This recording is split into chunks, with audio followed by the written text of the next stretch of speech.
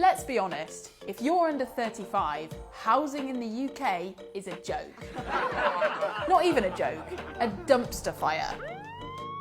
Houses are insanely expensive to buy, and for renters, well, I don't need to tell you. #VentYourRent was trending this week on Twitter. And you know what? This problem runs way deeper than you think. The entire system is broken. So let's talk about it, and whether this election will actually make a difference. Okay, there's a very simple problem with housing: supply. Turns out though, it's incredibly complicated to fix. At a very basic level, the UK doesn't have enough houses, and with a growing demand for such short supply, houses get really expensive.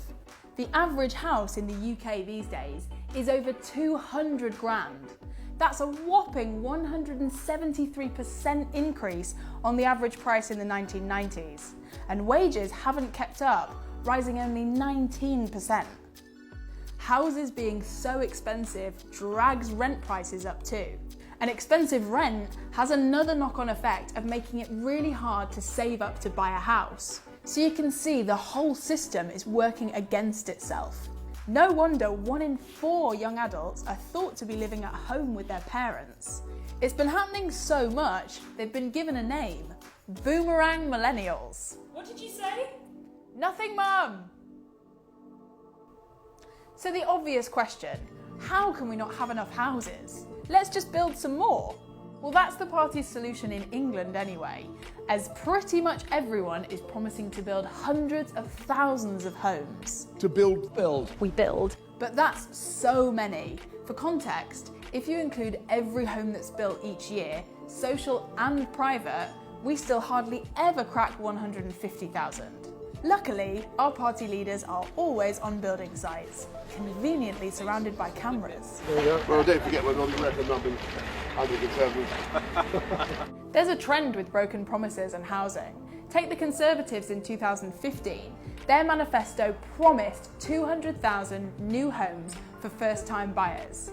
These starter homes were aimed at people under 40 who could buy them at a 20% discount. Out of 200,000, how many did they manage? I don't have the exact numbers for you. Well, it's easy to remember. It's 0. You built none under that plan. Okay, that 0 is disputed, but at most it's 16. And the Labour-led Welsh Government has also been criticised. 59 council houses in Wales last year, and yet you expect us to believe you can do 100,000. Held back by a Tory government. Well, he would make that excuse, and in fact, it was only 57 houses. Getting on the property ladder has always been a massive priority for people in the UK. So back in the 80s, Margaret Thatcher set up a scheme called Right to Buy, where people living in council houses could buy them at a huge discount. You'll be able to buy it at a price that's 1/3 below market value. Sounds good, and for those who bought, it was great. Thing is, we didn't build enough council houses to replace the ones that were being sold off, so now we're running out. That's the thing with housing. You patch up one issue, you create another. I told you it was complicated. And it doesn't help that one topic keeps distracting the party leaders, even 10 feet above a building site. There's another problem. You've got to build houses in the right places. Sounds obvious, but you need to build houses where people want to live. Lots of young people have been moving to big cities in recent years, and basically if there are more of them there, there's less supply of housing and costs can go up. The other issue, well, this is awkward. It's about your mum and dad's house. So housing relies on moves. It's basically a giant chain. But if moves slow down and people are blocking up some houses, then there aren't enough of the right size to go round. And some people say that homeowners who tend to be older are putting off moving because of Brexit uncertainty and prices stalling, so that can have a huge impact on the rest of the chain. Okay, let's give you an actual example. Birmingham is a city where the housing system is breaking hard. House prices are up 45% in the last 10 years. This city has a very young population and there's a big housing shortage. There are around 13,000 people on the council's waiting list. Add to that the fact that the population here is expected to grow by quite a lot over the next 10 years, and you can see that homes are a really, really precious resource.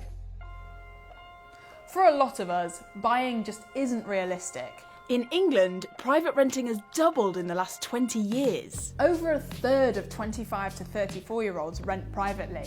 And because there's a shortage, the quality of flats suffers. So it's no surprise that housing is a huge voter priority, and parties are chasing it.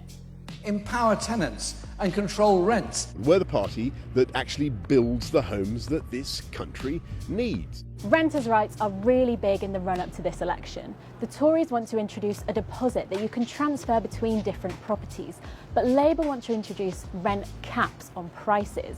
The Lib Dems want to give out loans to under 30s renting out their first place, but the Greens want to set up something they call an affordable living rent. Housing law is different between Wales, Scotland and England because it's devolved.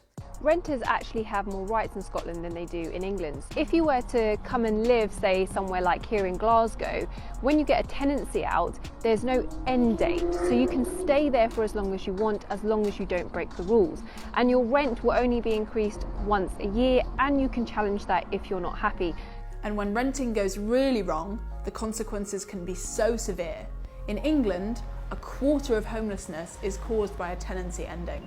You know, I don't know where I'm going to be sleeping from night to night. You know, I mean, you know, I might find out that I can stay somewhere for a few days, but then again after that, it's doing it all over again. It's extremely hard because doing your A-levels is stressful as it is. It's hard to focus on doing your schoolwork and revision during the day when you're worrying about where you're going to be sleeping at the night. Housing charity Shelter estimates 320,000 people are homeless in Britain.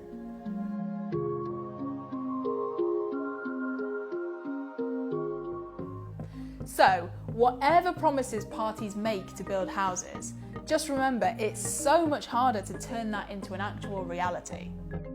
For some people who can't afford to buy and can't bear to rent, it's time to look at drastic alternatives. Hi, I'm Claire. And I'm Aubrey, and we live in a shipping container. Frankly, a shipping container sounds less dangerous than Boris Johnson's house. Someone had dropped a cafetiere, you know, they're very sharp bits of glass. A barbecue.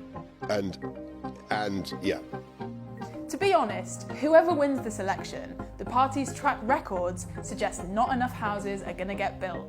I don't think I'll ever be able to get on the housing ladder based on my own income and my own salary. Month on month, you're pretty much chewing up all of your wages just to keep a roof over your head. So there's every chance that what they're promising just won't happen. And as we've seen, housing policy always gets really complicated. So be wary this election of flashy, overly simple housing promises. Until next time, see ya.